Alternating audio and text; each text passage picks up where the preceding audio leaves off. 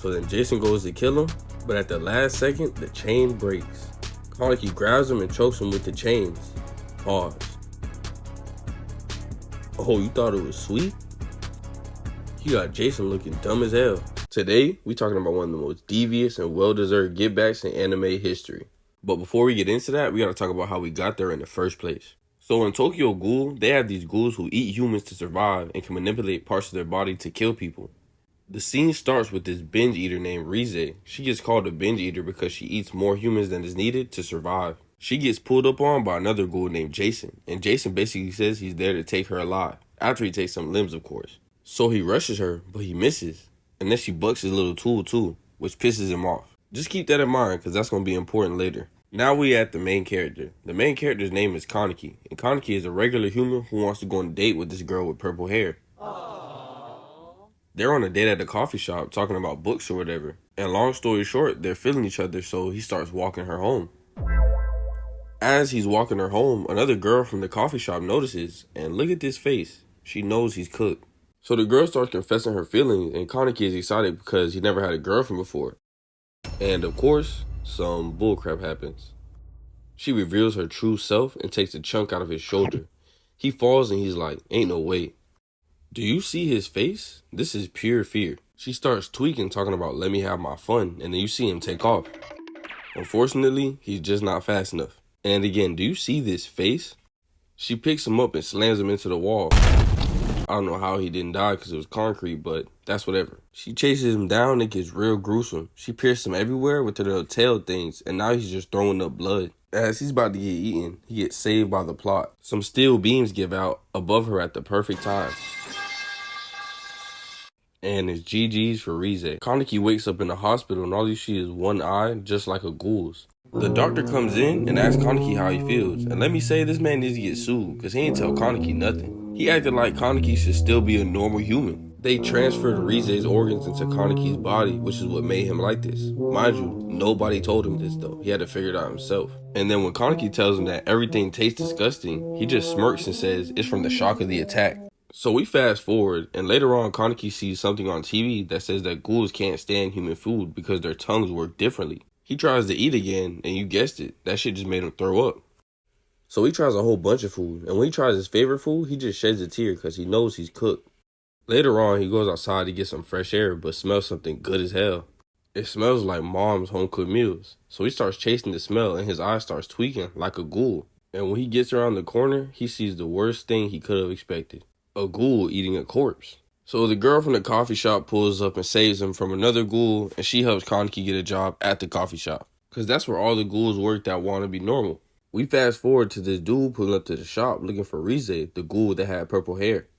And long story short, he tells Kaneki they need to leave because there's some ghoul gang pulling up to take over the set. And as he's telling them, bro pulls up on smoke, and we found out that he's the girl from the coffee shop's brother. But he's not the problem for real. The problem is this dude. They turned the sign to close in the shop, and you know it's about to get wicked. You got Hisoka in the back with all that freak nonsense. But he's with Jason, the dude that was looking for Rize. And ghouls have their own scent that other ghouls can smell. So he smells Kaneki, and when he smells Kaneki, he smells Rize. He says he's going to kidnap him, but the girl tries to stop him. So he smacks her out of frame and grabs Kaneki all in the same motion. Kaneki tries to fight back, but gets slammed into the table so hard that blood comes out. He steps on him with them alligator skin loafers and says, you might as well stay down. And look at Kaneki scream. I know that shit hurt. He fucks up when he tries to fight back, and they notice he only has one eye, which is like super rare, and that sealed his fate. He stabs Kaneki with his little tail shit, and when the girl runs up to save him, she gets hit again. Get that weak shit out of here. We back on Kaneki. He grabs him by the head and starts giving him the work. Hey, yo! Pause. And just listen to Hisoka's brother in the background. Yeah, there you go. Give it to him, baby. Jason goes back to slamming Kaneki into everything in sight. I mean, listen to this. He lifts him up and bro is covered in blood at this point. Hisoka taps him on the shoulder and says, save it for later. And look at this man's face. This is the face of somebody who is ready to kill anybody. So we fast forward to the chamber that they keep him my dog in. His hands in chains and his nails are black. I think Hisoka must have painted them. And we see Jason with his equipment ready to torture Kaneki. And the mask is the reason that they call him Jason. He pulls out some needle that has something in it that stops all ghoul powers. But since Kaneki is a ghoul, it can't pierce his skin, so he has to put it in the one place it will. Right under the eye. We come back and Jason leaves to take a break. And we find out the whole time he was making him count down from 1,000 in intervals of 7, just to make him stay sane. And the dude from before pulls up and tells Kaneki that he's gonna save him. Oh my god, bro. Oh, hell no, man. What the fuck, man? We find out about Jason's backstory, and Jason was basically caught by a human who tortured him like this. And when he broke out, he started doing the same things to other people. We flash back, and there's 2 more people that say they're gonna help Kaneki, and he should just trust them and stay strong. Stop the cap. Jason comes back and says that Kaneki is special because he can regenerate better than a regular ghoul can. He pulls out a centipede and says that he's gonna let him run around in Kaneki's ear for a little while. Kaneki begs for Jason not to, but Jason doesn't care.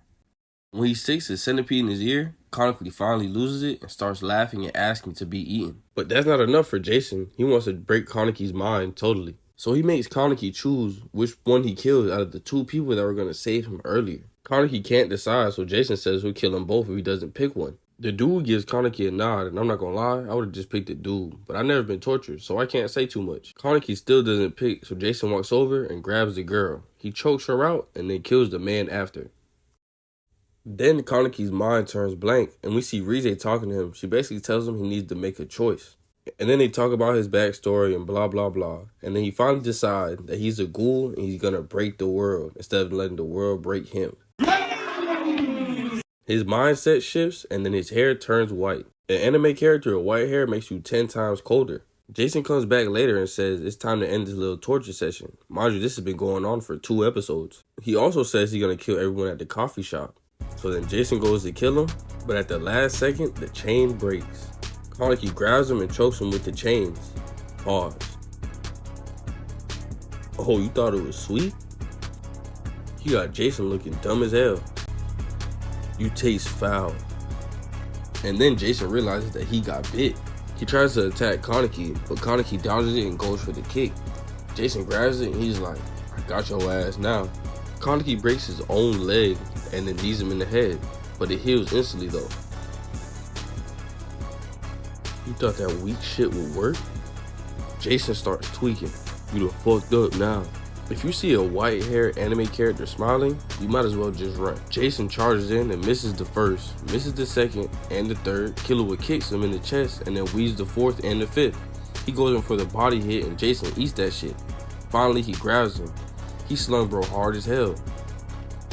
And Kaneki walks out like, not too bad, but that still ain't enough.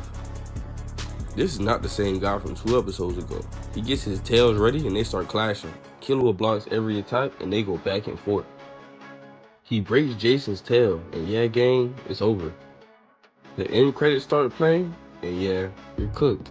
He stabs the left arm to the floor. What's 1,000 minus 7, pussy?